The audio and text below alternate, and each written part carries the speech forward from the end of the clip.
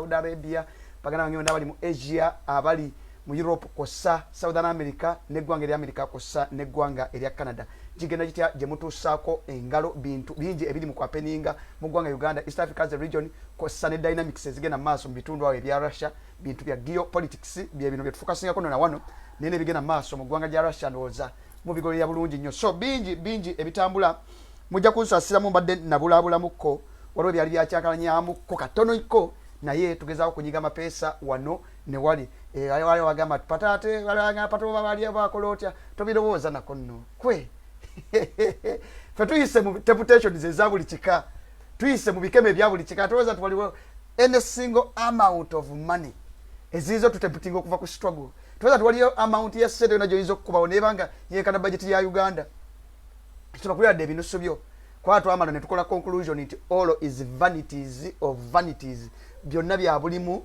bya butalimu okwagala ebintu ye isibuko yebibye ebingi so tolubirowooza na kontu wali sente neziba zenkana ziteka kinkubulire wano kanti kubulire nibanga tulekere oyambale kikacha utabayisirwa kitete kole wagire NRM struggle diremo olukwe nobolese oba bimotoka bimeka kati kito kirowoozaako patoto sawa bikemo neba kutaga akakazi abukazi kale ko ebintu wenge ebintu byobukazi bibiri nacho oyizo okuyitirira mu kaka tolo na era tolowooza ako ne wostama ne bakatega ne customer nga tekali mu mpale ya munda ndera nkagamba weewumbeko kale bayizo okuba okaka tuna era sinyo so katobirowooza nako togeza kuna kukirowoozaako tona kulinzo okuchapa to Uganda struggle ne tugidina musinge bive nako wabawo mbeera zitusajaganaga manyi diaspora community nga manyi najitwangalira so naye nga wetuli ko zitukyagipa kagutonye kagwake embeera ensonga ejja kugguka ensolo ku kizigo kweri nagagula wa masogo gula wa matugo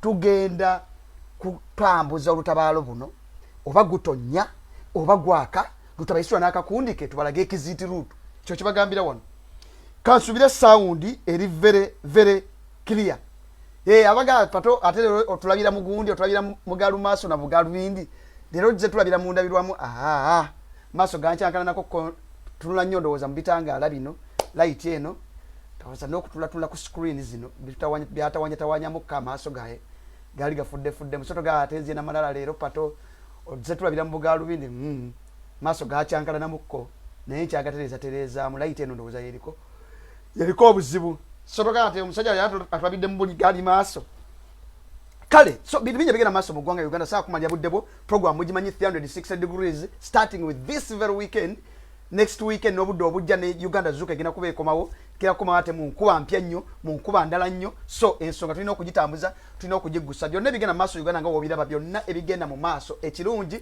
now ekigenda maso mu ggwanga Uganda ebigenda maso mu East Africa as a region n'emizanyo gyonna utabiswa gyazanya emyaka 10 emabega yali akyayinza okufera abantu emyaka 5 emabega yali akyayinza okufera abantu emyaka 15 emabega yali akyayinza okufera abantu naye ekintu kyabyo nti muzibusa amaaso n'amatu ne mugagulawo to the reality ti program zinga zino zituyambyeko sandika program ene ya 360 degrees kufakasinga ku bintu ngebe mwalabi badde akasese ne bintu bina byadde akola mu region yawo kati zituyambako nti ebintu bina bigenda okugwawo banayogana nga sitagatsi mawulire ti amawulire gaguddewo kasese bwe DF munayogana nga kolerawo conclusion tosa kuba ADF so kati kituyambyeko nti Museveni abadde exposed to the fullest wakyaliyo abakyali ignorant wakyaliyo abakyebuzabuza nga balowooza nti ebintu bino real naye percentage kati ntono nnyo at least tumuvuza okumutusanga ku 85% okumutusanga ku 90% generation gyadiringa nayo ne bannayuganda badiringa nayo ne international community at large nti takyayinza kukola bintu bya kifere n'asirwazanga yatusirwazanga emyaka 10 emabega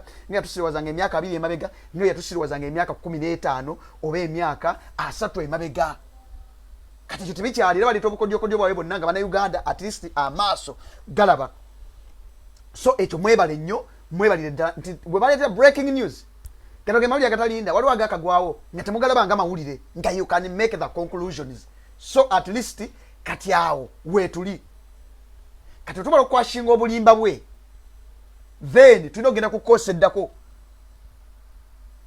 kukoosa eddako kino njagala okukibashuwalinga wano amanya pato Uganda omuntu wa wansi oba gutonya oba gwaka Museveni nakakundika akabafere Museveni nakakundika akababbi obudde bugatuuka bagende ate ngo obudde bwe tebuli wala nnyo nabagazi basudia sanje bya ku exciting nyane nkubulira amazima bw'oba osoma indicators zonna eziri ku ground irrespective oba kigenda kuwapeninga kitya obudde bwe buyinza okuba bwe buweddeyo mu bbanga eritali lyawala. Kati gwe nange kyensiba mbagamba tulina kusigala nga tupasuwinga kituufu, twemezanyira ku tunes za propaganda, twemezanyira ku tunes za malisi, kuzanyira ku tunes za blackmail n'obuzannyo zannyo bonna bwaleeta ekirungi agenda obuleeta kati nga mubuguddemu. These are the real issues that we're addressing all along. Yekwese mu DF, yekwese mu LRA, yekwese mu kibozi kya koni, ageza asaba ne buluchoro, ageza asaba ne lebwa kiwetere, ageza asaba ntwe kasese, ageza tugimbude abantu mu Ggwanga Uganda mu region zonna, ageza tugimbude abantu mu region ya East Africa, ageza beyond, ageza Central African Republic, ngazanyira ku bwongo bw'abana Uganda all along the international community. However, international community ayamba allies abadde bamuyambako. So sometimes it is a matter of time. Saagala gena mu dynamics na biche bigena maaso mu ggwanga lya Russia olwaleero mulabye ebibaddeyo wegina group ne musajja bwe Putin naye ne baganze mu bintu by'olutalo sibera ko side yona jembako mbo ndi ku side eno olutalo tewali awangula because at the end of the day bantu baluzinga obulamu bwabwe innocent souls, abaana abato, abakazi, abasajja, abavubuka, abakadde babeera ba victim. Naye ngalo muzannyo ogwo bagulimu NATO America bani baza nyomuzannyo gwa mu Ukraine neracha naye obudde buli kibu kibako obudde bwakyo lutabayisiwa ngo obudde bwo butuuse ne wana akunamira muzibe ne wana zanyazannyo obubadde bondo bwo kuzanyazannyo bwe kwerwaza zawa cholesteroleze obudde bwe nga butuuse kino kibabulirira wano ne wana afuire endiga omulere ajja kuba takyalina ne gwalimba. So kati bino byonna lukwata bukwasi ku message eno tambuze message okutuka ku muntu asembe twafunamu obuzibu nti Facebook account zino bazikwatamu. So kati abantu bangi bakyafuna notification, abantu bangi tebakyafuna kagundi akaba notifying nti tuli live naye 360 degrees emaze okuresuminga ate weekend eno tujja tukikuba till the very last minute. Yeah.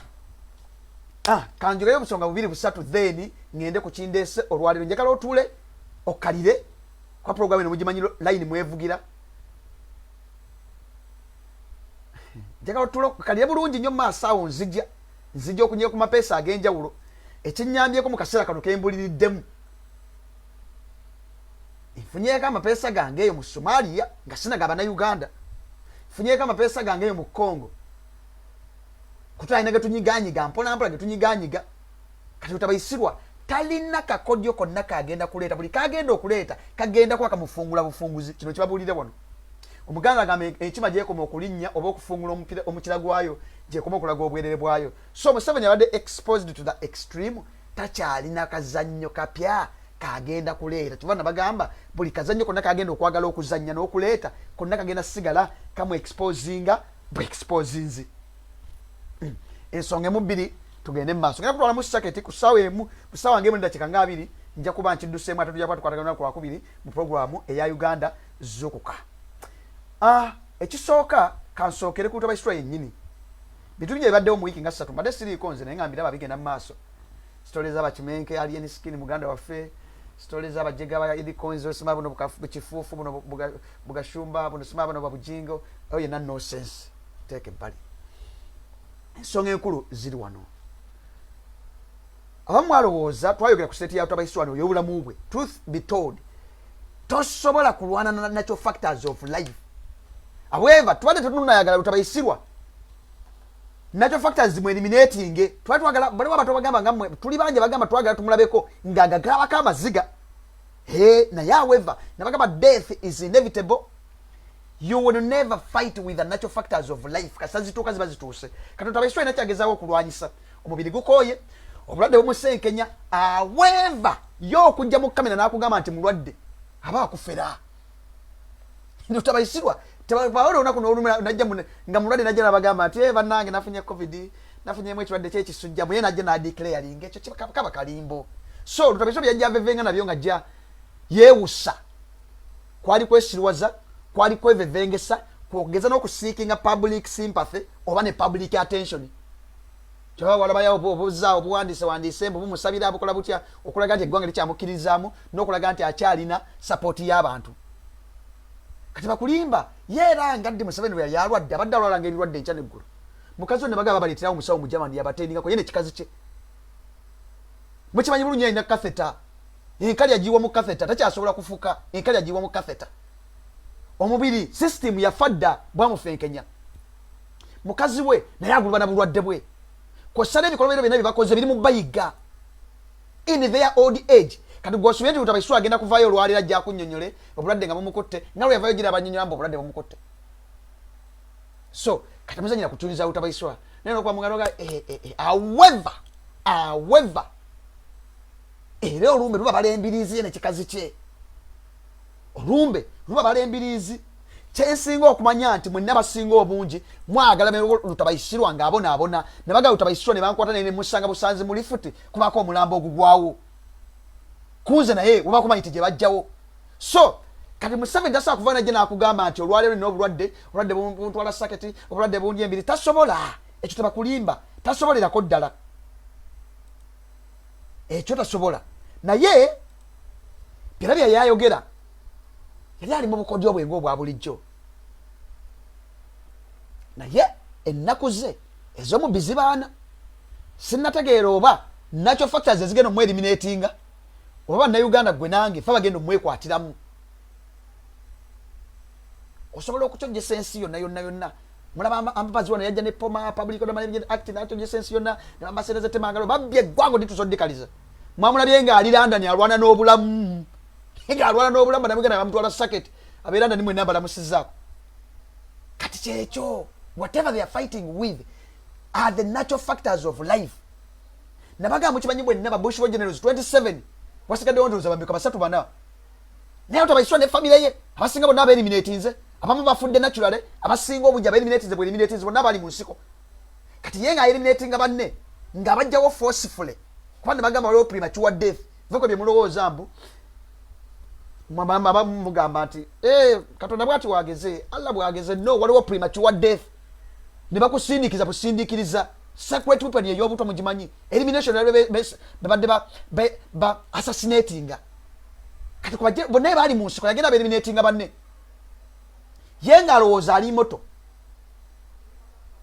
ye nga bwalowooza kati wabalowooza mbabazi mwamulabye ati wano moment in time utabaiswa yasirwaza mbabazi namugamba gwagenda okunzira mbigere namulimbalimba era mbabazi awona mu 2004 2005 2010 yali alowooza ti utabaisibwa by 2026 bajjawo ekkomo ku myaka bajjawo ekkomo ku bisanja 2005 naye nga alowooza at a certain time titi utabaiswa agenda kuva mu buyinza amuteekewo ng'omusika n'amufera laba wafaana ssaawa zino kati kisinga okunuma n'abantu bali mu ssaako za utabaisirwa abalowooza nti baloyalist gyali nabaliwo omufuuyira akadingidi tebategeera nga tuluze na muntu kigwe badiiringa naye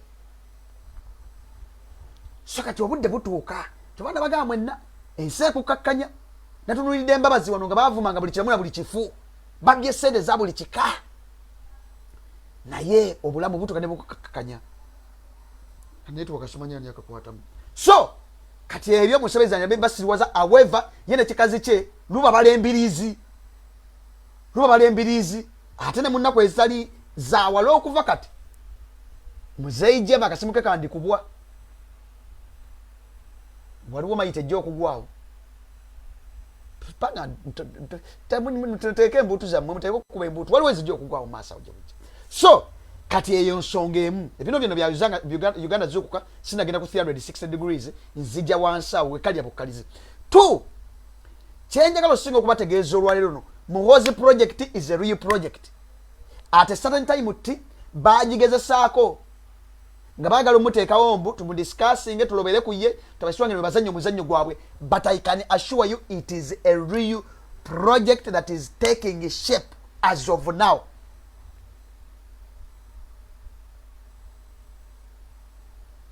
Because it is very possible tutabaiswa ne bamulangirira nti afudde oba bali kumira myezi mukaga oba mulamba bali kumira myezi 3 oba bali kumira mwezi nga bazanyeza emizannyo gyabwe navaawo kitabanye ne kisigalawo system yemu ne sigalawo ne tusigala mu mbeera yemu embutu ne tukubeeza utabayisirwa naye nga tusigadde ne government yemu yetufuga oba system yemu ngesigaddewo ate suya ate brutality egenda kukkako impunity egenda kukkako egenda sigala erinnya bulinnyi because jinjaga okubategeeza ebintu byonna bigenda mu maaso olwaleero tutabayisirwa lwanagana na bulamu bwe kati ba mafia bwe abakulembedde kitabanyiche be bali okukola buli kavuyo konna ne muzannyo konna ogenda maaso okuzannyibwa aliwonga kagologosi kati yalo nagana bulamu bwe tovala ajja kunonya excuse ezizo na lwaki ezimu ku public events lwaki ezimu ku government events tali nyewa de kigere ajja kunonya excuse zonna naye nga kyabonabona kyali mu kulwanagana nakyo as of now. They are what we call the natural factors of life. Kati so it is taking shape. Kainerubina project. Era mwena bamaje bagambira wano nga sinagenda ku 360 degrees. Fenna tulina solo responsibility. Tulina solo mandate okukyusa eggwanga Uganda n'oditekawo enina okubeera n'okulirwanirira. Fenna gwe nange nemwe n'abali mu bitongole by'amagye ne bagamba no UPDF tekyalina buyinza mu ggwanga Uganda. Kainerubina afominga we jeri bya SFC.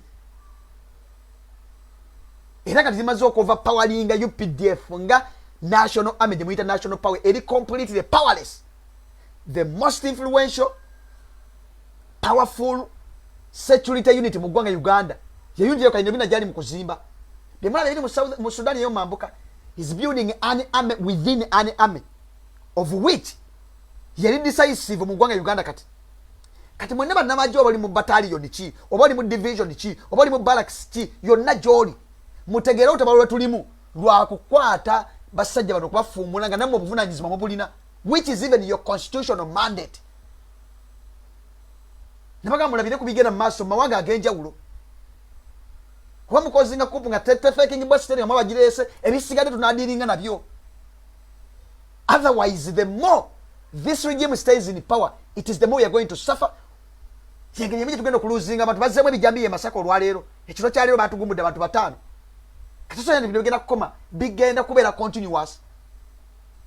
Njogera ku abamaje mulabire ku bigenda maaso musige wagina group eri Ukraine dynamics zayo za njawulo naye just mpete yao kafaananyi katono kuba dynamics zayo za njawulo saga ziyingira munnyo. So ekyo njagala kukibategeeza mwenna guno omulimu gw'okujja gavumenti ya Museveni ne baffere banne ne babbi banne teguliiko muntu yagukwata tenda teguliiko gumonopolizinga. Ffenna tulina solo responsibility oba oli luddawa tugenda kuzoganya tugenda kukozesa channels zonna batimu radical batimu violence mwabakyakiriza mu kalulu proceed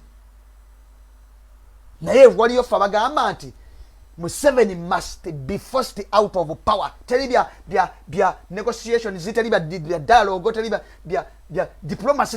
Yo, we are dealing with the junta, we are dealing with the terrorists, we are dealing with the military ruler. Katimuno tupea kudiringa na ye. Normally, nabagambe ekintu kimu, we cannot behave normally under abnormal circumstances. Tulimu abnormalities. Therefore, under abnormal circumstances, requiring abnormal response. Chokola bagasana ni mu parliament obwandita mongo bondasana bisamu sisamu dempi. Sikama teka demo discipline in parliament bajingo bamu. But monoza we are going to do things normally.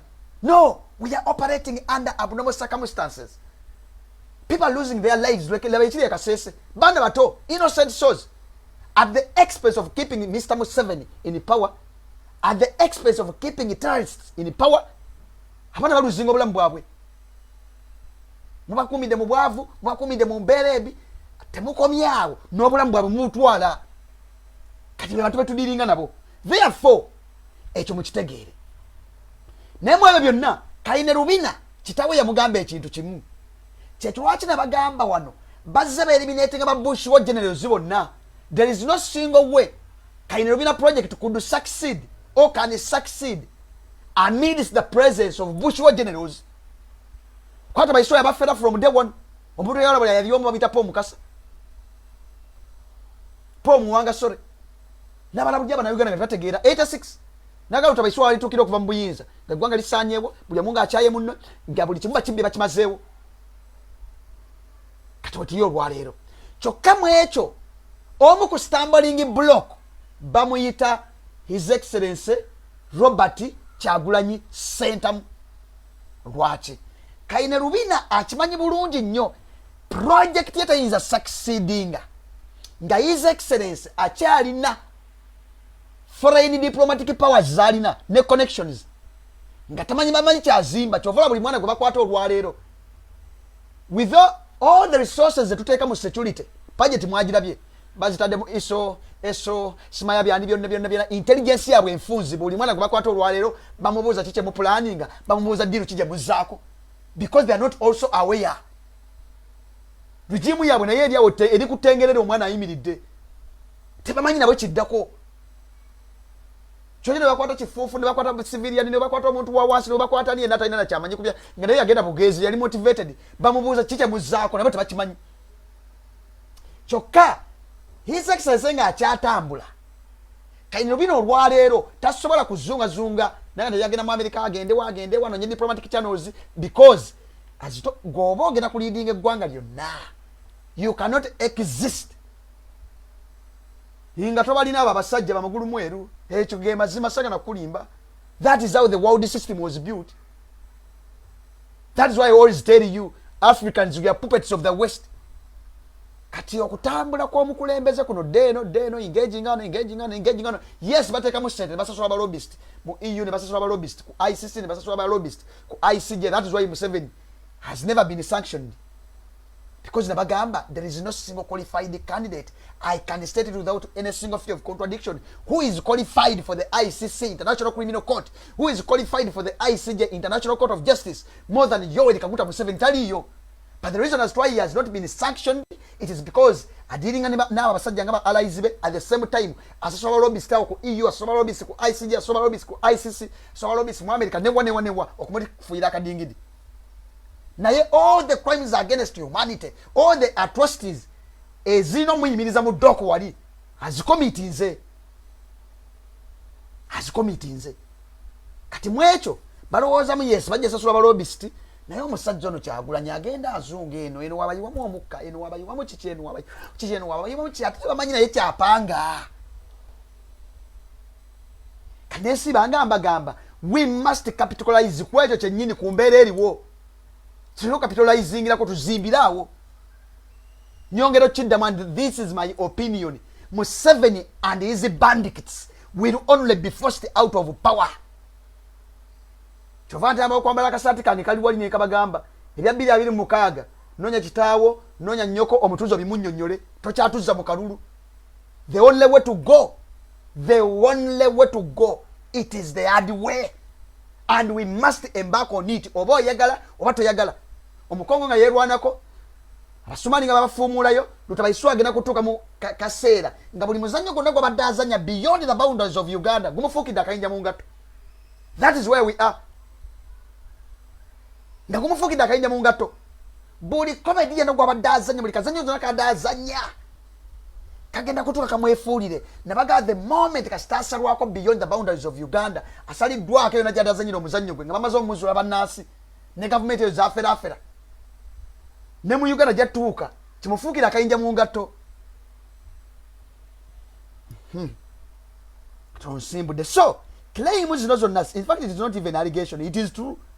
Pebana mulaba ebigenda maaso secret weapon y'obutwanzi gyengi bagamba wano abasajja baba eliminating abanyakairi baba eliminating de ku Nnyonyi abasajja bakyanje state gye balimu mugimanyi ey'obulamu bwabwe ne banda mumanyi state gye balimu ntaana kati secret weapon naye ekyali era ekyakola kati kituyambako nnyo ebintu bino byogerwa abantu nga tebali mu ggwanga Uganda nga sinaba na Uganda nga tebalina stake nnyo mu ggwanga Uganda n'olyoka n'otegeera kyetwogerako kyetwogerako.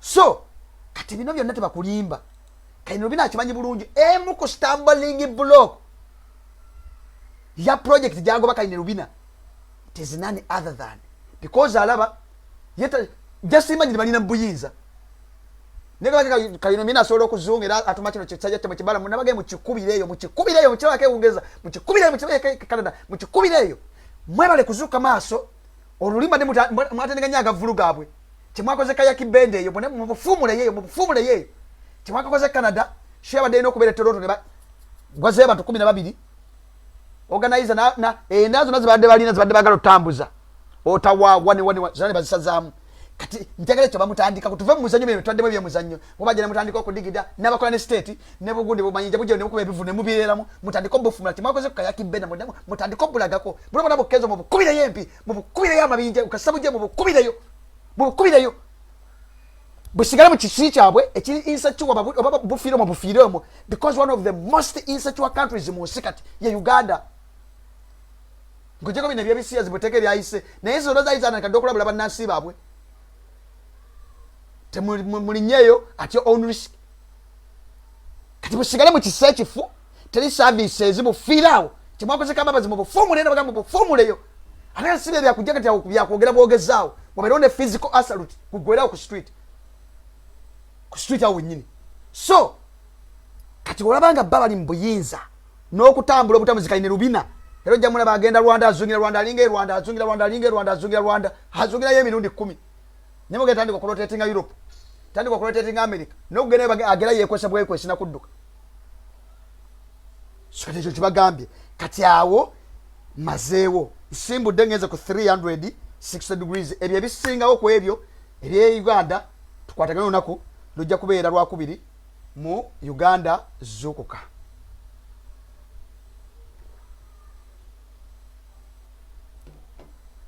mu Uganda zukuka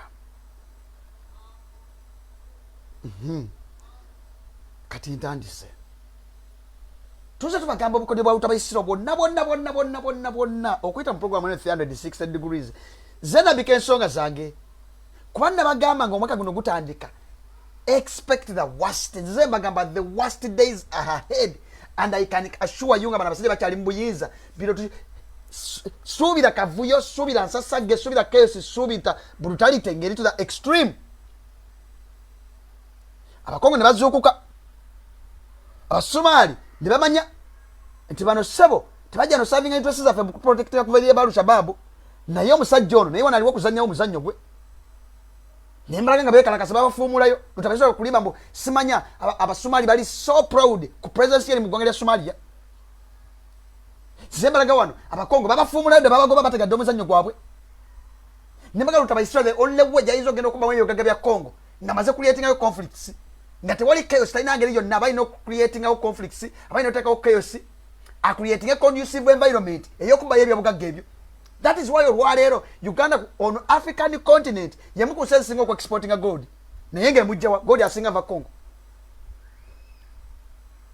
Olwaleero tuli mu compensating eggwanga lya Congo $1 ezisuka mu 10. Lwaki byabugagga lutabayisirwa ne family ye byebabayo in the late 90s in the early 2000 olwaleero tugicompensatinga okuva ku ruling ya ICJ yate bakulimba ne maaso bebali mu kubba kati in the next 10 years tujja compensating Congo gwe nange kati olwokubanga abakongo badde bamuguddemu yonna gyagerazanya emizanyo ze bagenda bamugwamu alina okusigala okulaga legitimacy acreatinga nga byalaga nti presence y'abalebo webali batalist webali obinja buno byagenda creating obwe ADF webuli bukyali effective akulaga nti presence ye kyakola amakulu n'okusigala nga alobinga n'okubba sente zabba mu international community ngwali mukulwanyisa batujju kati ntandise so oliza katambi kano kwemawulirako people don't understand that we always hear about the Rwandan genocide.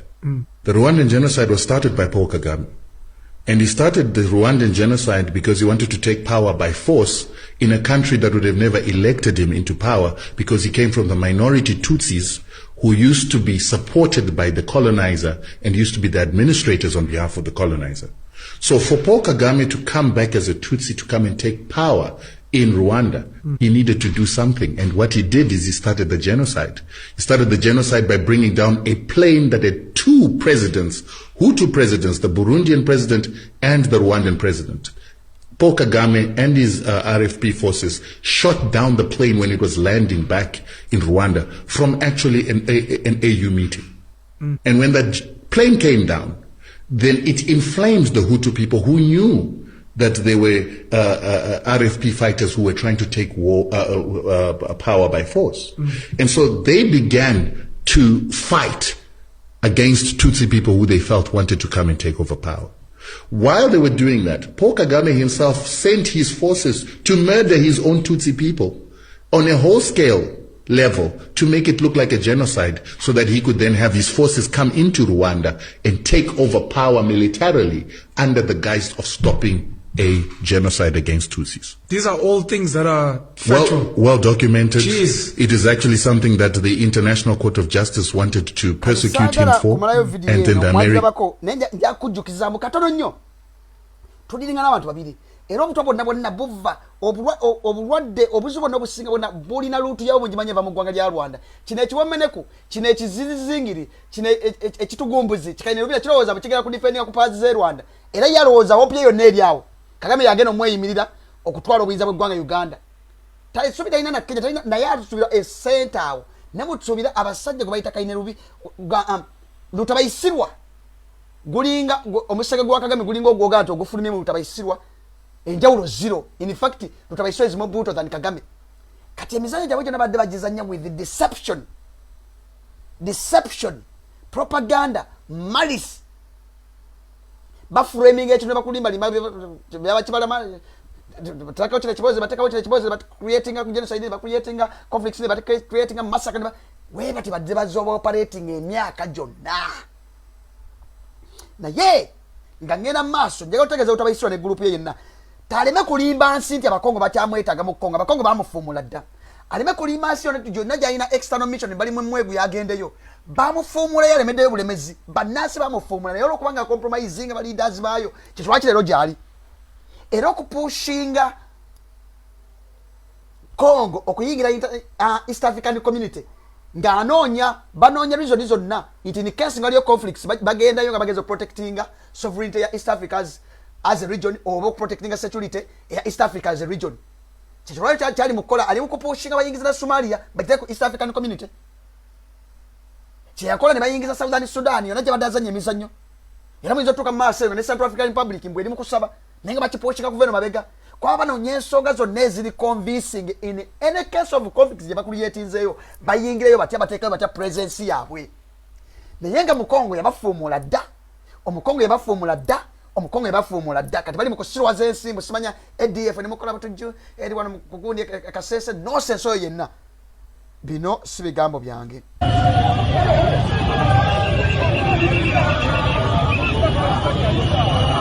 Ono tabayisoko mwabako. Era katabika no mwaka nabakodda. Bana bakongo bafumula dda lutabayisoko de group bagifumula yo dda bannansi bamufumula yo dda. Ne Kagame babafumula de Rwanda rather mu ggwanga lya Congo. Kuba kimanyi conflict zonna ezibadde zigenda mu maaso atrocities zonna ez'enjawulo all the crimes against humanity ezibadde bakuleeteka ku bannansi babakwata babarepinga babalisotolinga mu ggwanga lya Congo. Kati abakongo babafuumulayo dda lutabayisirwa ne kasajja kwa Kagame babafuumulayo dda Congo. Mubeezayo kibuli. Aleme kuddamu kusiriwaza nsi nti abakongo bamweguya abakongo bamwetaaga nga bafandinga mu media obwenjawulo, international media, continental media, local media. Okubali mali mambo abakongo bamweguya abeereyo nnyo. Abakongo babakoowa, abasumali beekalakasana babakoowa ku nsi yaabwe. However kuba bakimanyi bulungi nnyo mission yo mu ggwanga lya Congo kubba bya bugagga bya ggwanga lya Congo. Bakufumulayo dda ne bali mu babyota mu ggwanga lya Congo. Naye olemeddeyo.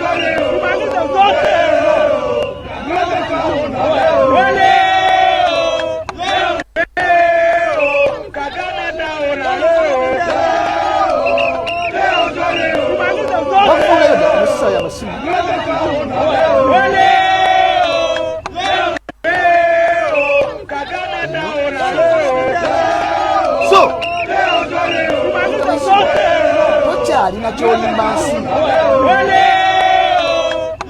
Tokyalina ky'olimba nsi. Kati afumuddwa lutabayisirwa. Kati omuzannyo guno gonna njagala nkuzimbiremu katono nnyo. Bimwale yadde Kasese, Masaka, batukumbudde abaana abato abatalina dda omusango mbu ADF. Emizannyo gino ginayo lutabayisirwa gyabadde azannya. Namugamba ekintu kimu ogizannya ng'emabega eri ng'olimbalimba ensi. Bino biva mu bye mutegeka Kampala bino.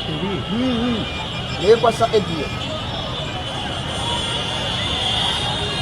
Bomu eno gye baateeka mu Kampala. Gye baateeka mu Natugula Bannayuganda. Nga banoonya ensonga zonna eziyinza okukonvinsinga Bannayuganda okutwala amagye mu ggwanga lya Congo bwe bagenze kulwanyisa kabinja ka ADF. Lutabaiswa nga siri waze ensi nti akabenje ka ADF ke katega bomu ezo. Era mu kimanyi bulungi nnyo nti omwaka gwali gwa 2010 ku final za World Cup wakati wa Spain ne Ggwanga erya Netherland. Gwali mwezi gwa musanvu ndoze nakuzo mwezi ali 11. I may not be so accurate. Lutabaiswa yatega bomu ku Ethiopian village. Yatega bomu. Lugongola background. Kati by then yali achezo siwa za banasi ne baloza mbasumali baziteze. Because watu wazaza nyakazanyoke.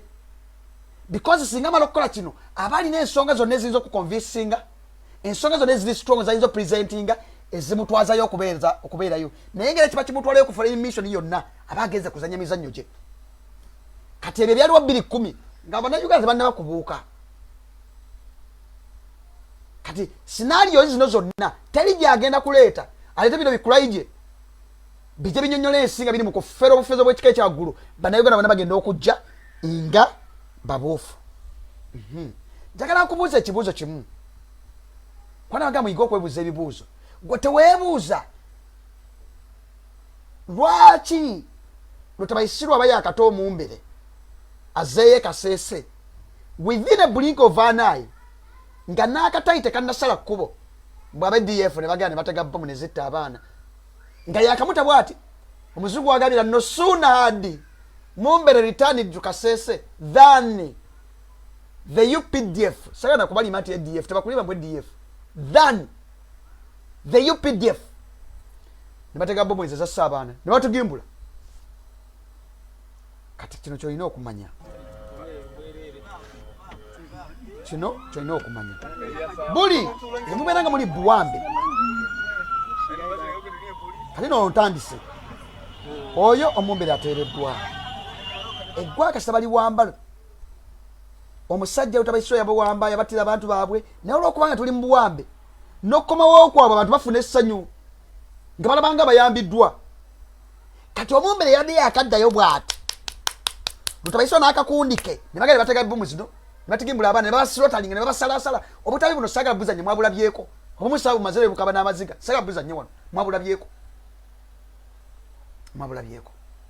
naye bino byonna bigenda bafungula UPDF bwe yagenda mu operation Suja mwaka nyine banayuganda sereza mwengaza Suja operation yene mu ggwanga lya Congo muwanga avuddeyo bataddeyo dikorim baga ne bakola comedy yaabwe yenna gwe bakola ne bayita omusajja wa kamera ne batega kamera ne balaga nti bazimba enguudo ne bakola katemba waabwe balage katemba gwe bakola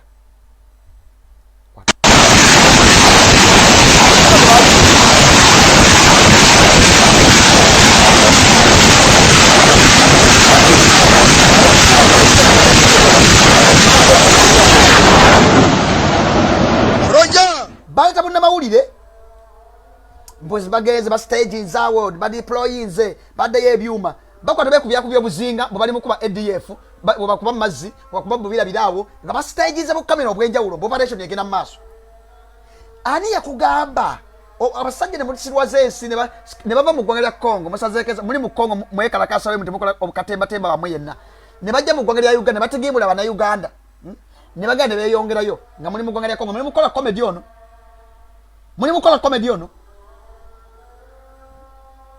nga muli mukola comedy ono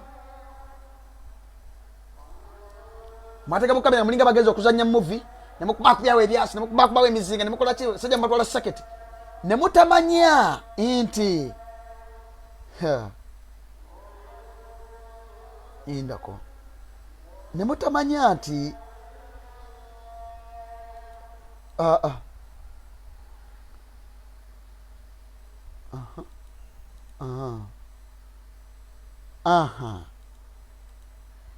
ebitundu byonna UPDF gyali ekasokasa emizinga bagenda okukwata footage ono gula bava ku satellite mu zone eno Lutabaisirwa gye kwata busajja bwe ne bagenda bukubakuba emizinga mu bukuba ADF era ne bugamba nge bali babasesebudde tugenda ofuna satellite gwe twafuna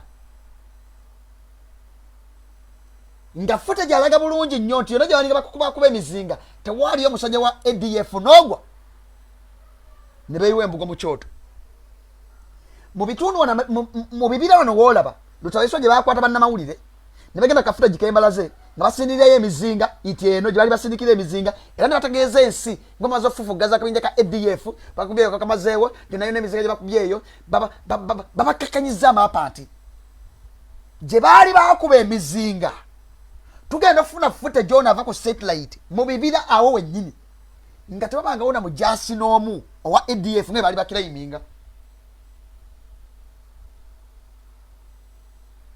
nga tebabanga wona mujasi n'omu okusijja ku footage kutujja Bakongo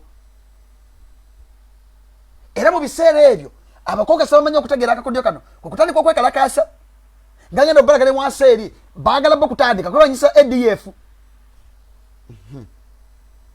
because nsibye mbabuuza terrorist group yonna ebaako ne mission yaayo ebaako ne objective yaayo ADF akabinja utabisitoka yateekawo kennyini nga n'omu ku bafounder bapoyonia baako omusajja amanyiddwa nga Jamini mukulu yakugamba nti utabisitwa nga bali mu nsiko yabawanga ebyokulwanyisa akabinja ka ADF kalina mission ki wekaba kali mu existence nga kali legit kalwana political war kalwana religious war kalanyisa ggwanga lya Uganda kyeki katisa Bakongo wekaba kalwana government ya Uganda kyeki kadda ku Bakongo ne batandika osanjaga Abakongo nobbala epinga n'okwokya amanyumba gaabwe wekaba kalwanyisa government ya Uganda nga utabisitwa ensonga zoowa kwegendayo mbogenda kulwana ADF olwokuba simply because it is a threat to the Ugandan government. Lwaki mwa bakubira enduulu ADF etena communication channel yonna evane yewana ati bale twakoze muno bulumbaganyi lwaki mwa abagikubira akadingidi mwa PR ya bako lwaki kati olwo ntandika awo nvuddewo kati njagala okutegeeza nakulabye Dick olumu ngojogerera ekisulu byonna n'okuvevenga naye njagala okutegeeza mwenna abateeso abakyoli n'abanozana mwenna abali mu magye you northerners who are working in the Ugandan army who are commanding in different UPDF divisions. I'm telling you Lutabaiswa is using you and at the end of the day is going to eliminate you because of recent cheyakola omusajja amanyiddwa nga erinnya livudde mutwe Lokech omugenzi Lokech ennaku zinatanso shiftinga akwata banozana bakozesa n'amaana eliminating mu bitongole byenyawo ne mu judiciary ne mu security kati lwajjayo Kimuhanga n'ateekayo omusajja ono amanyiddwa nga Dick kati banozana mwenna naddala bali mu magye temuza nti Utabiswa balinamu ne interest n'emu tabalinaamu nabagamba munnamagye yenna agenda ku external mission munnamagye yenna agenda okugenda ku foreign mission togenda kusigaza bulamu newoonoba mutuusi kyova bannakayirima olwaliro bali wansi mu ttaka oyo Katumba ambana naye ate atambulira tengetenge naye obulamu bwe bujja kumujja Katonda yamubikkako akasubiruli bajja mujjawo kwa yali muzannyo guno mu ggwanga lya Congo. It is simply because bano bonna babeera bacommandinga operations zino bamanyi omuzannyo oguba gugenda mu maaso kati Utabiswa okusaanyawo obujulizi abalina obeliminatinga Katonda Meya General Dick olumu alowooza ali eyo bamukolera favor gyali ejja oyogera byekisiru at a certain time t as long as this regime ekyaliwo bagenda ku eliminatinga kyo twaki basondeko kisaya kyabe Kimuhanga with the blink of an eye bakijjayo ne basindikayo ggwe bajja ku eliminatinga kati ngenda nolu so bannamagye mwenna nyongera bagamba eno message egende lyamagye ikimanyi temulina sse muli mu buwambe nammwe mmwe mwenna be basindika tulaba bano basajja battu bano nga be bagenda tegeezedwa nti ebitundu kirana ku buli 100 mirambo mayiti Abakongo bebekirawo nabakulira n'ebinyonyi ebya Uganda byeyagula mu ggwanga lya Russia bye bayokya ne babisanya mu ggwanga lya Congo. Bano bonna bano abasinga obungi mwenna bannayuganda basindika baganda bammwe abasindika babba bammwe abasindika bakitammwe bagenda ku foreign missions chances ez'okudda itono nnyo abasinga bafa dda however much government ya Uganda Utabiswa ne group ye bacha basindikira sene baziteka ku akaunti zammwe ezibazizo obutonotono okubalimbalimba kwana basinga babasasula kati batereyo kakasente akatini kapasente akatini okwasiroza mulowooza nti bali mu mission bali mu kugizanya bagenda mu maaso yet in actual sense abajesi bonna basinga obungi bafa dda n'emirambo temujja kugirabako because after all omujasi yenna kasagenda mugundi ku mission newafiirayo it is a legitimate reason gye bajja okuwa nawe okkirize so kati ekyo mukitegeere so kise bagamba bannayuganda bafa internet block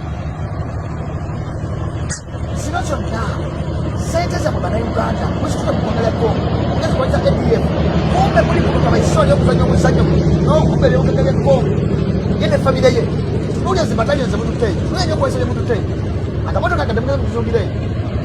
You're wasting human resources, you're wasting financial resources, you're wasting resources in terms of time.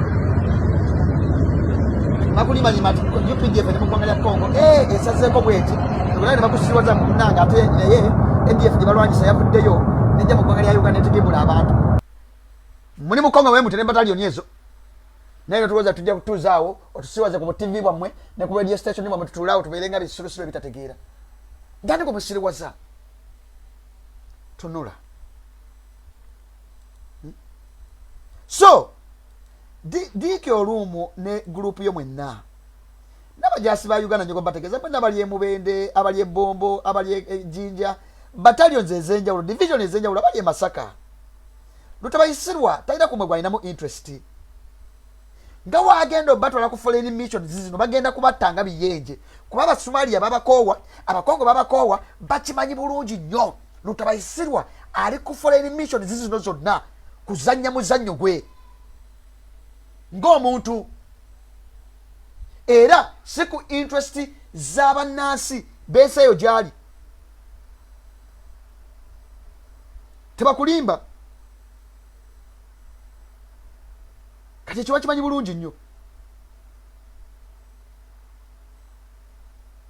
nyogala kibagamba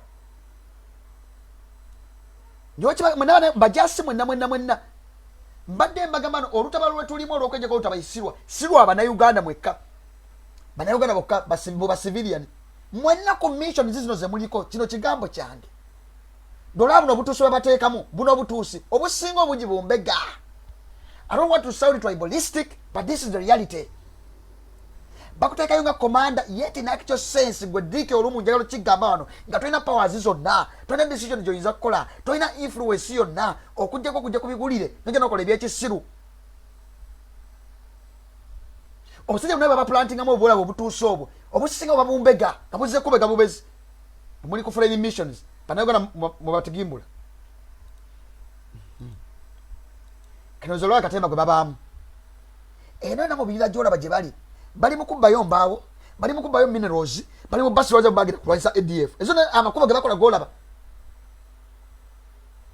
eno gye bali lutabayisirwa kimanyi bulungi ndowooza birabe ebimotoka tebaliyo mubaliyo kugira busimanye ekyabatwalayo mu kulwanyisa ADF eriyo mu ebyo ebibira teriyo lutabayisirwa mission yena gyakola mu ggwanga lya Congo bali mukubba bya bugagga bya Congo bino ebimotoka byolaba it is just a ceremonial babiteeka for ceremonial purposes. But the truth be told, lutabayisirwa aliyo kwembakira ku mission ye yakubba bya bugagga bya Congo era mission yeyo agyexecutiza bulungi nnyo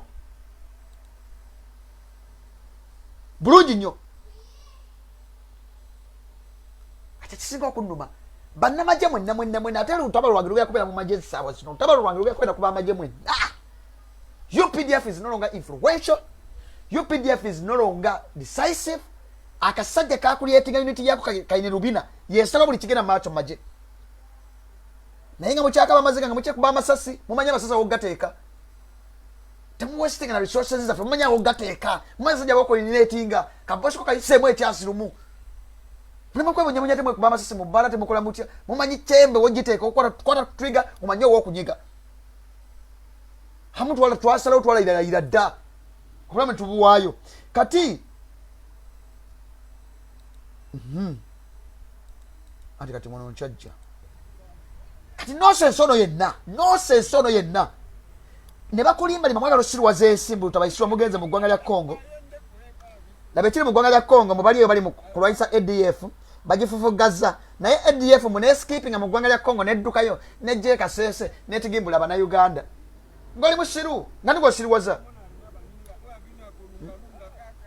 zino zona kyova olaba sente olwaliro tunulya budget estimate yammwe security yesinga sente not because Uganda eri mu lutalo lwerimu not because ina alaba yekera babagirwanyise nnyo nogwe kati gwe guno muzannyo sente zeguzannya ne mukiteekamu sente zammwe bino ebimotoka nga ebigenda weebiti ne omaliza nga wazzeeyo ebimotoka nga 20% 80% nga bifiiriddeyo ebinyonyi nga bifiiriddeyo ku ssente yammwe masomero nga temuli basomesa abaana basomera miti basomesa tebabasasula malwaliro temuli madagala kati bwe buno obulamu bwe tuwangaliramu bali mu ggwanga lya Congo ne bakusirwaza nti presence yabwe ne mu ggwanga lya Congo bweti naye abajambula simanya ba ADF babadduseeko ne bajja ne bakozinga tera mu ggwanga Uganda nga nigwosiriwaza bine ebimotoka bino bira mu ggwanga lya Congo bino bira byesinga ebyamaje because bajja bitekeka ku nsalo bitambuza bya bugaga bya Museveni ne gurupu ye chovola Rwanda efirawo butavaayo Uganda efirayo butavaayo kyo kina bagamba mukyataza Rwanda ekulakulanye Rwanda bichiri Rwanda nga ejawa sente resources bagayizijjawo resources zonna ezisinga obungi ezidevelopinze eggwanga lya Rwanda ezimu ziva mu ggwanga lya Uganda ezimu ziva mu ggwanga lya Congo pasala gyesinga obunene bya buganda bye babbayo kati ekyenjalo okulwana ne Uganda tutabayisirwa yo oluzikwata sera oluzijja masyano ninga teka kwa kaunti za family ye atera ninga sera teka kwa kaunti za family ye nabalagano omusajja ombelija buganda adiringa nayo gold mafia gonde batuna naye gold kokalo omudugavu Africa mawanga agenjawulo balina connection mu bola bwawo mu Middle East balina connection mu nsi za Asia balina connection mu Europe awo balina gange nene ni mu Southern America kusane mu America yamwagere kula kasajja kaka kabelija mu ggwanga lya America ka kaunti zako zonna baziteka kevumbu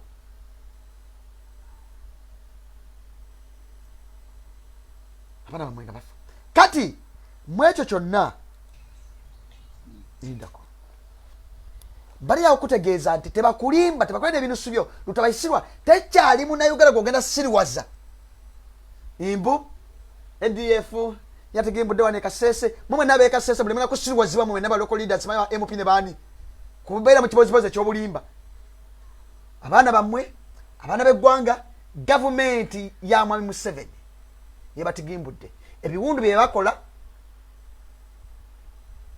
weyabattamu nesanyawo olubiri byebiwundu byemu yabazeemu okubateekamu emabega kaawo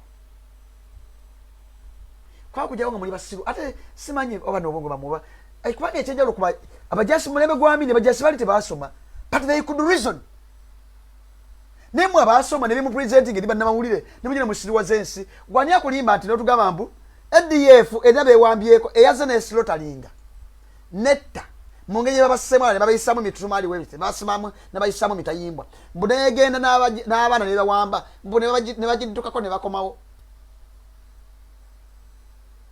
waliwo basatu abakomyewo gavumenti oba ne bemulimba okuja ne munagaliza okukkiriza mu gavumenti okuja ngo obwongo babuyiwa mu buugi mbwe abasajja bazze ne batta mu ngeri gye basajja bwalabe gye baseemu abaana ne bakoma nawo omu ku victim nabye nga naleetinga bakyekinge balaba mukyalimu omulamu mbwe ne bakwatako abalamu ne bagenda nabo mbwe naye batuuseeyo mbwe abalamu mu UPDF nga ebafufugaza ejje bagoba mbwe ne basobola obaddukako mbwe ne bakomawo abaana okujjako obwongo nga babuyiwa mu buugi nkani gwosiriwaza so in conclusion tabaiswa nakakundike kaleme kusiriwaza nsi bakyagenda maaso ne brutality bakyagenda maaso n'okukola ebikolobero byabwe bazze bakola all along bakyagenda maaso kubipasuwinga kosa n'okubiimplementinga ekyo mukitegeere neyongeddeyo kati njagala wetegereza akatambi koolaba ku screen yo akatambi kano koolaba ku screen yo akabasajja bano bemulaba babagamba ejje lya UPDF lirwanisa akabinja ka ADF bino byakulaga biva Congo tebiva wano Take tebiva London tebiva Central African Republic biva mu ggwanga lya Congo kabana Uganda Jamini mukulu n'akakundi kesi manya agira kakola atya bichi kati bali recruitinga abana bano ne babiddukamu ne baagala okukwata akabinja kana ka ADF okataaginga ku baganda n'abasiraamu ne bamala ne bakwata abaana abakongo ne bawezimu ku ssene bali recruitinga mu kabinja kano government ya utabayiswa yennyini ne bali recruitinga mu kabinja ka ADF because they confess because obogama ADF ya bana Uganda egana maso n'okwembaka ku bikolobero by'okutigumula bana Uganda chi muleta obutambi bulimu abakongo bogera ku Kongo mwanuga basiramu balwanyisa dini abasilwaki bogera mu Lwalabu bogera mu Luswayiro oba balwanyisa dini wala ne utalo nga oli political balasa government ya Uganda chechi batisa abakongo nimutandika okurecruiting abakongo mu kabinja kano bola baku screen yabo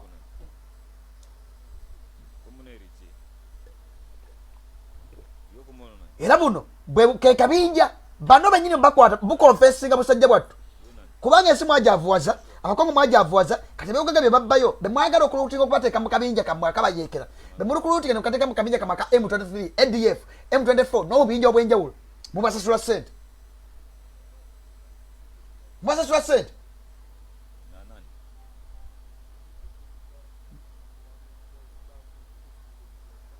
kati batunuulye be bano bakongo babayingiza mu kabinja kano aka ADF nga siba na Uganda kwanga bakabinja kama kaba na Uganda era bano basasulwa sente government ya utabiswa yenyini okozinga terror no kulegitimizinga to legitimize presence ya ADF mu ggwanga lya Congo kati bana bimulaba ku screen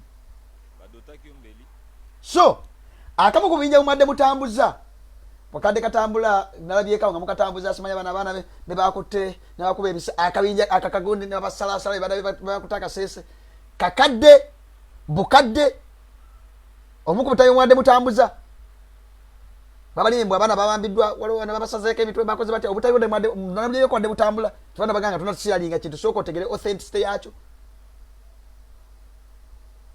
katika mmeti ya mwenyeja ne balimba mbu mune waliwo abatoloseyo babano bakomyewo aha kati bina byonna bigenda maaso Congo olwaleero nabagamba eri ku lutabalo nayo egamba no retreat no surrender lete bayo utale ne lumaliriza era ne government bili okuli yeggwanga lya Uganda ne ggwanga ya Congo kosa ne western elements ezenjawulo kati olwaleero abakongo bagala kwekwatira muna kwalu lya utabalo lubade kwaisa M24 M23 nga ADF bakolo tabaiswaga mirwaisa government ya Uganda ngumuni bagulembekeda government ya Uganda operation esuja olwaleero mukonga gamba nebye mu 23 bafafafa gana yo no ADF baga mwetandikireko Uganda bagajifu muleba nasi babafumula babakowadda banasi abakowadda nyo ko compromising leadership ngekulembera kitekedi kirwaji utabaiswa kyaliyo neba nasi bakowadde je lya Uganda okubera mu ggwanga lya Congo kati Monsieur Kambale Kasai Fostan, avec ses effets militaires, a été arrêté alors qu'il revenait de Pluto en direction des Mongwalou pour éventuellement moraliser la milice Zaïre et ses alliés dans les buts d'endeuiller encore une fois de plus les Ituriens. Devant la presse et membres du comité provincial de sécurité, cet officier des liaisons a cité la chaîne des commandements actuels dans les camps de la milice zaïroise.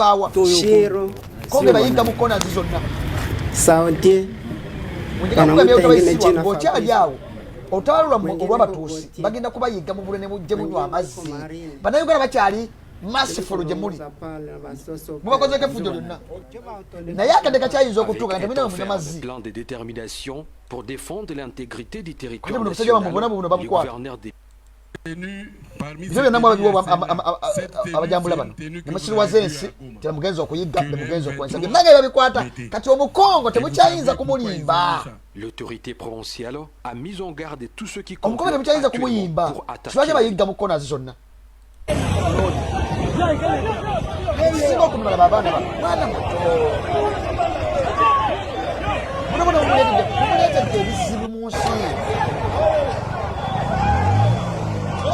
Zumaina bagaga sakituka ku mwana omuto omutima gwabe gwennyika nnyo kati olwokubanga abakongo bakoowu bano abaana bebakwata bebamu ku baana babajambula bebagamba aba ADF bebarikurutinga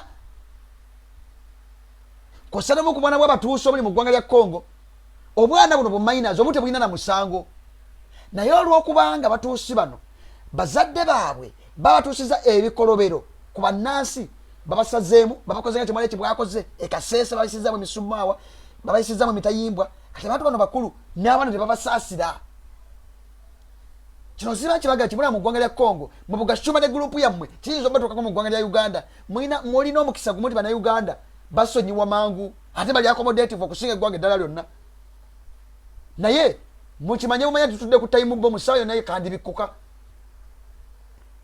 singa okunyuma tuya buno obwana bwabatuusi tebabukola mu ggwanga lya Congo bwana babayekera biruma mukko kati omwana wange oyo abatena musango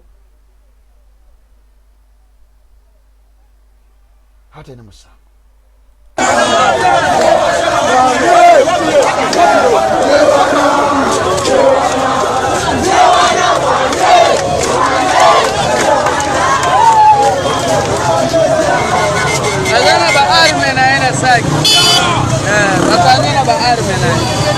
so bino bina mankugamba olebe kulowooza nti mu Uganda bisobola ne mu Uganda it is very very possible very possible very possible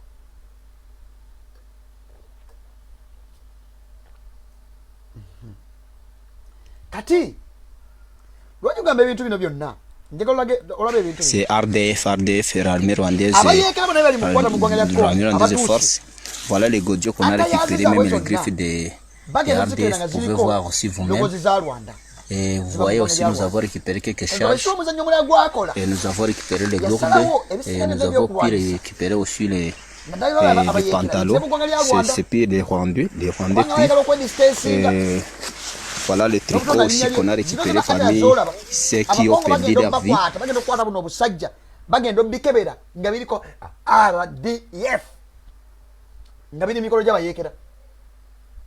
Rwanda Defense Forces. Kati abaswa inenge jazanya mu muzannyo gwe teyakolanga mu Northern Uganda. Nakwata abantu nabatigimbula. Wamano batigimbula ejimu ku mirambo yakwatanga ebyambalo by'amagye bya kabinyeke nyine kakoni aka LRA nga ye government yenyine yabikubisizza ne bayambaza ebijimu ku mirambo.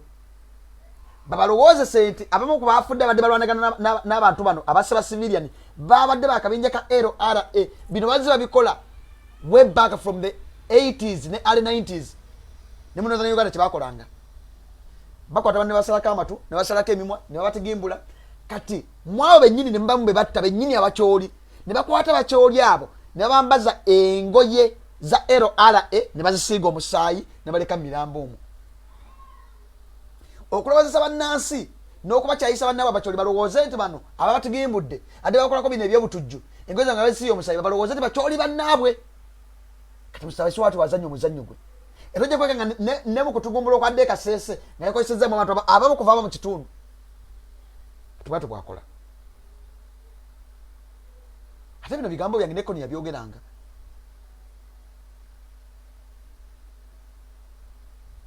nebakwata abantu mu Northern Uganda nebakwata nebaba shipping emiramo mu gundi mu helicopter nebagana bagisula mu nyanja kabalina abasejjusa abo bonna abakyali gonza kati ekyo okitegeera so en mission d'itinérance dans la partie nord de la...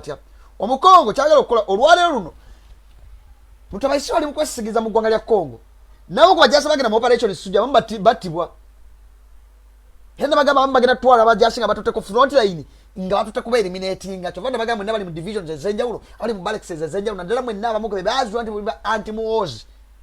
The best way to eliminate you bagenda batwala ku foreign mission babatwale ku front line nga banyi mugenda kufiirawo neze mu ku front line boba ba eliminating bagenda afiridde mu lutalo nebagamba ekintu kimu mu bibinja najje muli mu barracks mu divisions zamwe mu battalions ezenjawulo either desist okwogera ku byobufuzi oba mubasuye kozi gye tubagamba ey'okujja olutabayisirwa n'akakundi konna tukajjawo ffenna tulwanagane lumu otherwise bagamba basindika mu bumbega because UPDF kati tutabayisirwa ne kaine lubina agira bange kisasalera ekiri awo amanye bano baloyalist bange bano bali ku side yange buli atakkiririza mu nkola ye abasinga obunyina ddala bali ku madala aga waggulu bagenda batwala butwaze mu foreign mission baba eliminating eyo kibakoze abamu ku bali mu ggwanga lya Congo kati Congo olwalira planninga egera mu bitundu ebyenjawulo eri mu kusurveyinga eyagala kwekotera mu lutabaalo lwakuzuula ddala tubadde tumonitalinga akabinja kano kebagamba KDF kakataggwawo kebagamba gye kali omusajja kalwanisa ebbanga eno yonna tekaggwawo nga batigimbula abantu baffe kukalidwa baagala kwekoteramu nagwo mulimu bali mu kapasuwinga M23 kyolwaki nabagamba ne bagala tutabayiswa tasaa kulinnya mu ggwanga lya Congo n'agendayo bw'agenze kulwanyisa batuusi banne under the M23 tekisoboka. Hamamala we yagenda kubuzaabuza musimanya atuze wano kuteeka simanya ceasefire mu nkola nebyakkiriziganyidwako nga tasobola dde okulwanyisa kayinja kabatuusi banne kino kibagamba kati olwaleero En mission d'itinérance dans la partie nord de la province, le gouverneur militaire du Nord Kivu et commandant des opérations, le lieutenant-général Constant Dima Kamba, séjourne à Beni depuis ce jeudi 22 juin 2023.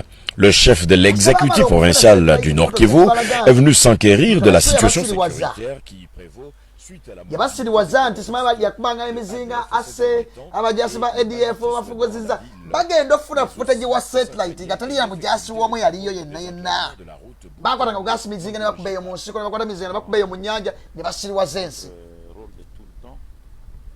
kati omukongo olwaleero alina initiative gyaliko yagenda kwekolera survey atekinge over okwerwanyisiza n'okweyigira akabinja kano ke bayita aka ADF tabaiswa kali mu siriwaza nsi mukali mu ggwanga lya Congo kali mu kulwanyisa gavumenti y'eggwanga erya Uganda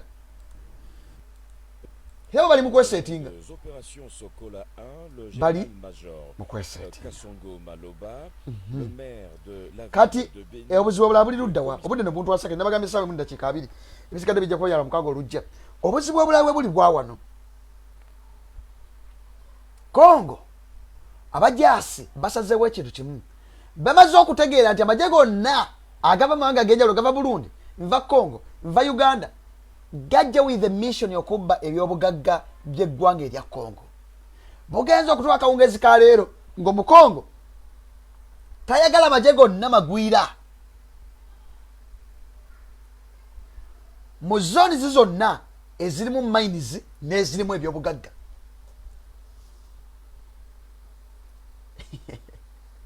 lutabaisira akavuyo konna kakola n'okuseekinga attention okuva mu international community okuseekinga attention ali mu kubala kibalo okubica bigenda maaso mu ggwanga lya Congo kuba akimanyi babafuumuulayo anoonya nsonga zonna ziyinza kulemezaayo ggwanga presence ye mu ggwanga lya Congo bino byali mu kutugimbula abantu ekasese byali mujja kulaba n'abalanga n'embombu bajja zitegawo ajja kuteeka n'embombu gye bujja mu maaso awo ebyo byonna anoonye ensonga engeri gyayinza okukwata mu international community kubamu kuba allies be baadiringa nabo kyayinza obakwatamu akabadiya n'okusiwaza bannansi b'eggwanga lya Congo n'okusiwaza bannansi b'eggwanga lya Uganda presence ye bwekola amakulu nnyo oba anoonye ensonga zonna eziri legit eziri strong eziri convincing ogenda opasuinga ADF kumbe obutujju buno bwonna yali mubukola ng'omuntu olwaliwo Congo ebagamba mu bitundu byonna ebirimu ebyobugagga gye basima ebyobugagga tukyayagala mu magye tugakolererayo abafu abakuumayo omwa muga mupasuinga ADF mupasuinga wano mulina bayeka bamunoonya mugenda banoonyeza ebitundu ebirala se ebirimu gye basima ebyobugagga atono ga bino bigambo bya pato ba oyo mingi baza en intérieur bazola ndangai na bilili ba soda na bino oyo bozotindika na ba carrière na ba mine ko ken ko protéger ba indien na place ya ba or ba soda bazoluka bango na ba position bazate mais ba soda bazate na ba carré minier bazante na ba mine so ebigambo byange naye olwokuba budde buntwala saketi olwokuba obudde buntwala saketi ate nga noluyinza omutegeera bulungi sijja wemalayo kati waliwo tabalo lwa M23 ati bingi ebibaddewo nga siriiwo naye tabalo olwo olutandika tuluyinza odduma lya musawa ngeebwo naye kazobe guyiseemu saketi wano katono nnyo ebisigadde bijja kuba bya Saturday jja kati ebikolobero byonna bitabaisirwa byakoze ensi ekabya olw'ebikolobero byawe tabaisirwa ensi ekabya olw'ebikolobero by'abasajja bana abatujju ensi eri at mercy. We are all at ransom of Mr. Museveni and his bandits. Tulina omusajja badde afafaga n'abasajja bano okumala emyaka 10 ng'agamba no return surrender bamukuba ebyasi mu bitundu by'omubiri ebyenjawulo mu ggwanga lya Congo kutwaza nti baganda bafa ababonebonedde mu ggwanga lya Uganda obutujju bwawo tabayisiro n'akabinja konna akabatujju mu bikoyi mu ggwanga lya Uganda tunuulira omusajja ono. Par exemple, ici, par exemple. Oui. Ça c'était en face de l'ennemi. Ici, à la crâne, des traces de balles. Ici, également, ce sont des traces de balles. Dans certaines parties intimes, ce sont des traces de balles qui rentrent ici et qui est sorti par ici. À peu près 12 traces de balles. Mais si nous faisons tout ça pour notre État, c'est l'amour du pays. C'est l'amour de notre peuple. Et c'est la défense de notre intégrité territoriale. Grandir au Congo pour un enfant, conformément à la volonté de Dieu, c'est grandir dans un paradis. Peut-être pas la volonté des hommes. Le Congo également, grandir au Congo, aussi une partie de la misère par rapport à cette guerre injuste qui est imposée aux Congolais et qui a rendu la vie des Congolais misérable.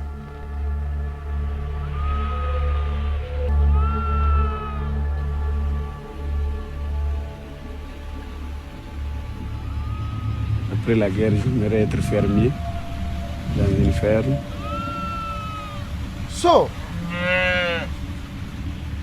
Voir mes bétails. Kati mutabalo nolo nabo tabayisirwa bakutta abaana nabagamba abanyirondo bonna bali mukudduka mu ggwanga lya Congo tebagenda wabwe Rwanda bayingira ggwanga lya Uganda buno bonna obutundu bwolaba mu bitundu bye Goma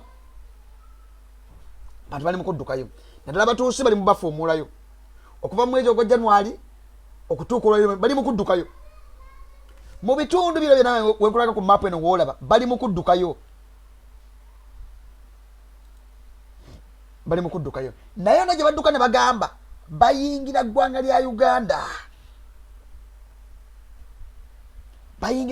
mu bitundu ebyenjawulo kyolwo ne bagamba population yaabwe egenda sigala erinnya bulinnyi bayingira okuyita mu bitundu bya Western Uganda kati of now ne bagamba lutabayisirwa atandise obatwala mu bitundu ebyenjawulo kampu zaabwe of course mu Buganda bajjudde Western Uganda yo bajjulira ddala kati baleese n'okwambuka mambuka ga Uganda mu region ennya ezikola mambuka ga Buganda ga Northern Uganda okuli Western Nile okuli Acholi okuli Karamoja okuli n'ebitundu bino ebyalamye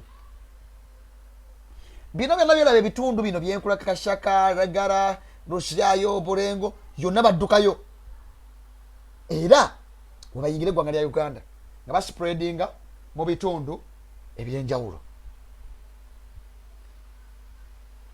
so kati embeera bwetyo bweri baganda bange bingi saagera mu bya M23 wembitandikako kati tuyinza otwala essaawa nemalenya kubeeko kifaananyi kitono nnyo ku bya ADF otegeere obufere bwa lutabayisirwa mubeere ati pa oleme kuferebwa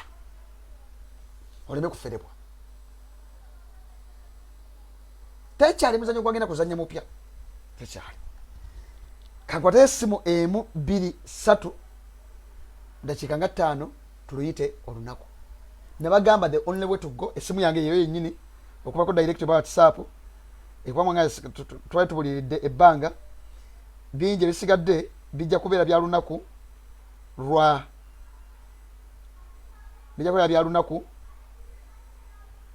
lwakubiri kosa ne Saturday ejja okwenda ku baganda bange bali e Somalia nayo sigenzeeyo olw'obudde so embeera yo bwetyo bweri naye ekiro kyonna nyagala ogamba Uganda baganda baffe mwenna abali mu magye mulina constitutional mandate okuprotectinga bana Uganda kosa ne constitution kasitebanga erinyiddwamu eggere Museveni gyalinyiridde ebbanga lino lyonna bana Uganda ffe tulina omulimu gwegumu ogw'okwerwanako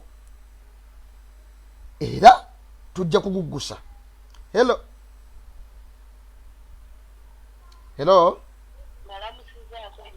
naffe nnyabo webale tuweereza naye obadde gundi Museveni omuwadde akadde kandi ekintu kuwakikwata nga kikyalala tebakisobola buli ovaawo tusigala tetubitegeera bulungi. Sikutegedde Museveni mbadde muwadde obudde bungi obadde omuwadde obudde bungi tetukyategeera bye Congo tetutegeera bigenda mu maaso ate ebyoguwa bipatani bansaasire mami bizibu tabanyamu naye wetulifule n'ekirala kyenjagala taata kati nga mmwe ababuzungu n'olutegeera obulungi kati waliyo akasajja kennalabye nga kayimiridde mu paliyamenti y'Obungereza nga kagamba musimanya Uganda is bleeding yeetaaga kuyamba kati ate kati bali abatabimanyi bo basigala bagamba ndowooza kituufu obuntu obwo busaana kwanukulanga mu vidiyo ezifaanaganako bwe zityo. Kale mami toyanzege message eri loud and clear. Ntwala n'omukisa omukisa guno okutegeeza Mayiga nti obutwa bwategekedde pulezidenti waffe ajja bwerira. Kale message ya loud and clear. Tweyanziza tweyanzege. Yes, hello. Hello.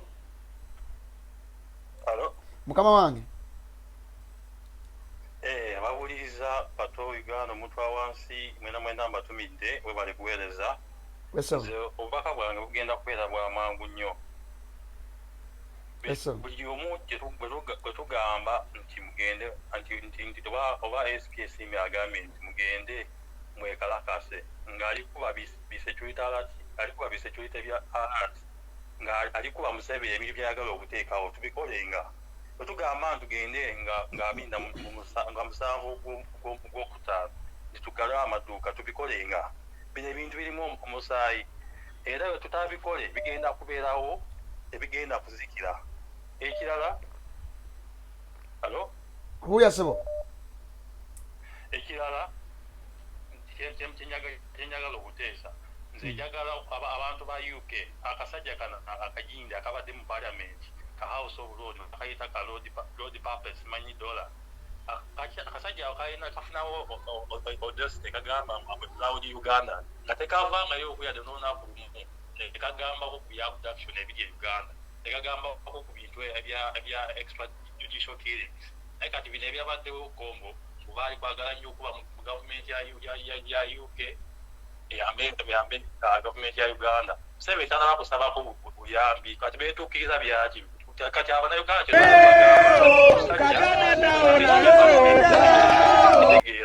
abantu beyagalidde mu Uganda yaffe tetuyagaliramu kale amama mu Proud Uganda batasobola gamba nti mu Proud Indian oba Proud Rwandese ebyo ebyange mwebale nnyo okuweereza mwebale ddala. Kale loud and clear.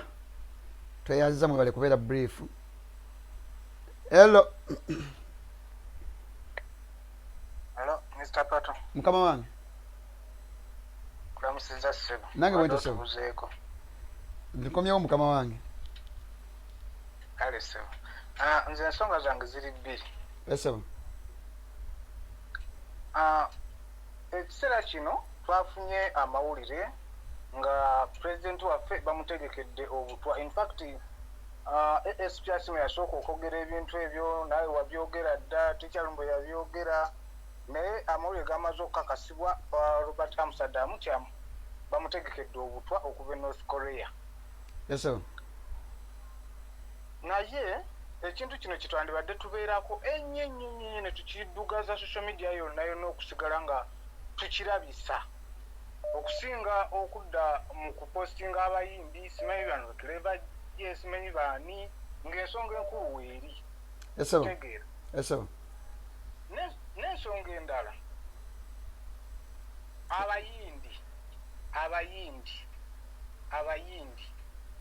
abayindi nabo batufuukidde ekizibu ekyokubiri.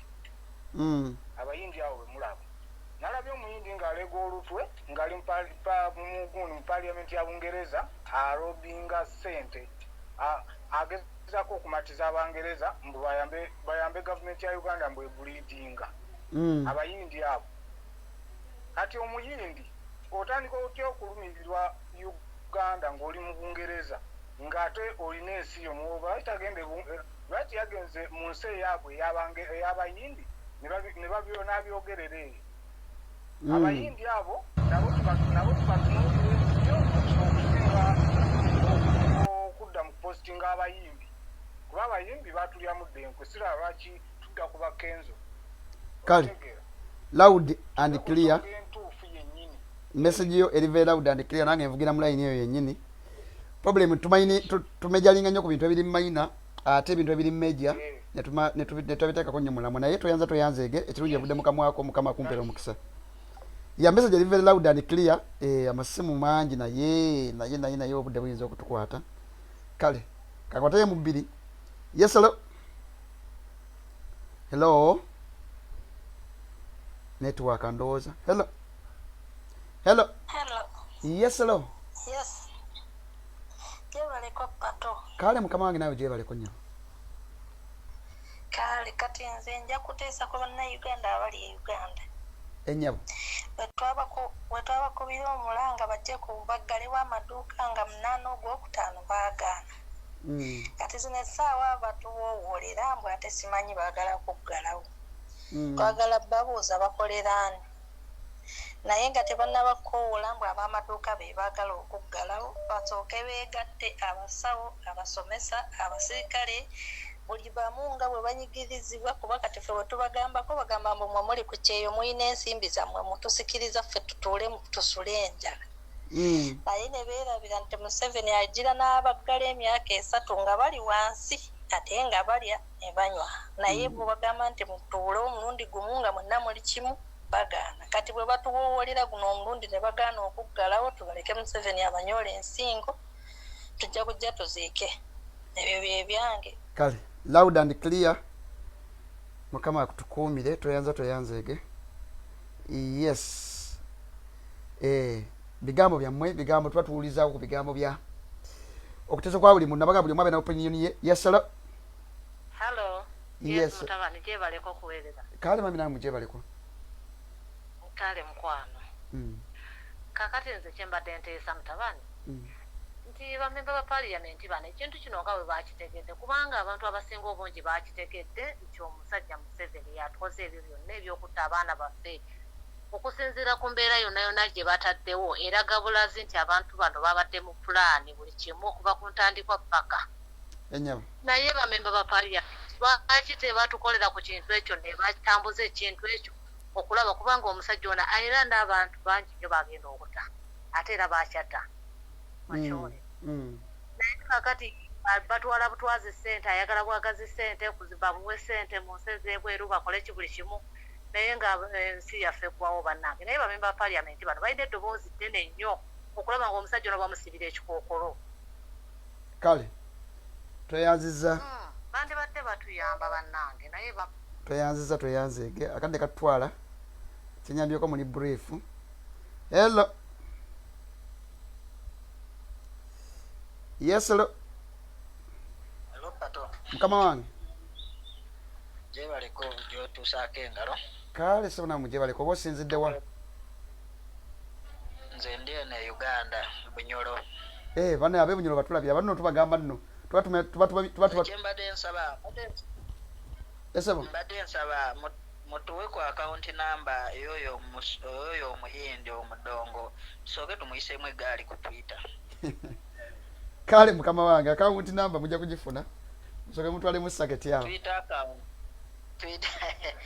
account kyentegeeza Esebo nkitegeeza. Tusooke tumuvuge mu speed neyanziza. Kale muganda nga aba bagatu bafa abe Bunyoro awo bandabira okuva mu Oiro City. Ndowooza byebyo naye so baganda bange bintu bingi bigenda mu maaso naye mpadde nga mbagamba ebbanga lyonna teri utabeswa kyagenda kujira kipya kyagenda kuleeta kipya essimu eza tujja kukomawo leero tera kyagenda kuleeta kipya naye tusigania tupasuwinga amazima njagala okubategeeza oba gutonya oba gwaka obudde bwawe tabayisirwa buli arawundi nakkoona awo sababa mubiraba mweninga batabiraba. Don't even waste your time kuba politicians nabagamba abali effective well and good naye togamba disappointing ze kundi disappointing. Don't even waste your time because they are also powerless, they are also captives. Krawa wabe ofuna tuli mbuwambe however much condemning abasalawo okutula obutuuzi bintu babiraba ne bakitinga normally bono MPO bono local council aba responding abakola obulungi basigalira bagenda mu maaso abaganye tobamalirako na budde bwo. Uganda ndi mubukadana mu 5 tuza kufokasa ku bantu 20-30. They are not going to be influential after all parliament je balimu eriko ya capitaling wa state local councils local governments je balimu zonna tera tezira kizigenda kukola kiri tangible. Omuzanyo gwo kuzanyima mugumanyi tegenda kuyita mu parliament tegenda kuyita mu judiciary tegenda kuyita maybe okujja ku kyenyizo okukiza gusobola okuyita mu maje gusobola okuyita mu bitongole by'okwerinda bunazi okusema India bamwe n'aba police bavene mu katemba bamwe. Kino ekiwulenge kino ekizimongwa kirimo bruto n'okusinga kitayi waakyo lutabayisirwa kino kikaine rubina kirimo bruto ate kirimu addako nga akategeera kati tetulina dde okubawa chance bakama baffe era kizibu nze nkyasiikinga tubasaba agenda eri clear. Mukama waffe Isaac Somba Kyagulanyi Ssentamu alina mandate yagitusaba ey'okulidinga olutabaalo luno ne bakama baffe bonna abalala abakulembeze ku mitendera egy'enjawulo nabagamba the difference between gwe civilian omuntu wa wansi ne bakama baffe abatwala. It is the influence. Nkola statement yemu nakola statement yemu nga tugikola ng'efaanagana eyange neetabira influential netagenda wala nye ye negenda wala eyange bebe create zoka impact nga ka 10% eye nekolanga 98% oba 99. However mwene wana Uganda baitudde kabaza mu byakudda mu sitole abakyakabo bwavu abakyakola bitebete nosasi yenna insecurity as long as regime eno weeri mutegere otabatulina dubeera mu ffenna abantu bagasigalanga bafa obaje bustandingibwa abagenda okuttibwa teri kasete kagenda kulabika properties bagenda kuzibba as long as regime y'abafere regime y'ababbi weeri and it is never too late, not at all.